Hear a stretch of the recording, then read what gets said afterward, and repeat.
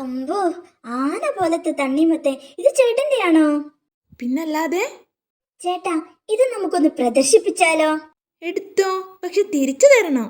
പ്രദർശിപ്പിക്കാനാണെങ്കിൽ വേറെയും സാധനങ്ങളുണ്ട്. ഇത് കണ്ടോ, എൻ്റെ അപ്പൂപ്പൻ മണലും മരപ്പശയും ചേർത്തുണ്ടാക്കിയ പാത്രമാ. ഇത് അപ്പൂപ്പന്റെ വഞ്ചി പുല്ലുകൊണ്ടുണ്ടാക്കിയതാ.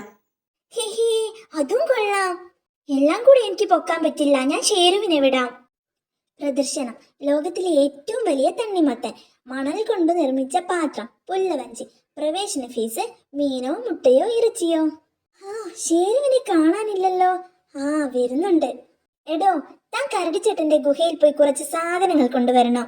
ഒരു തണ്ണിമത്തൻ, ഒരു പാത്രം, ഒരു വഞ്ചി. ഇതൊക്കെ കൂടി ഞാൻ എങ്ങനെ കൊണ്ടുവരും? എളുപ്പമല്ല. ആദ്യം തണ്ണിമത്തൻ എടുത്ത് പാത്രത്തിൽ വെക്കണം. വെക്കാം. പിന്നെ പാത്രം എടുത്ത് വഞ്ചിയിൽ വെക്കണം. വെക്കാം. എന്നിട്ട് വഞ്ചി എടുത്ത് തറയിൽ വെക്കണം. വെക്കാം. ഈ എളുപ്പ വഴിയിലൂടെ എത്ര വലിയ ഭാരവും എടുക്കാം. എന്ത് പറഞ്ഞാലും സമ്മതിച്ചോളൂ. കിറ്റിസൂത്ര, താൻ പറഞ്ഞ എളുപ്പ വഴി ഉഗ്രനാ. പറഞ്ഞതിലും കൂടുതൽ ഭാരം ഞാൻ എടുത്തു. ആദ്യം വഞ്ചിക്കകത്ത് പാത്രം വെച്ചു.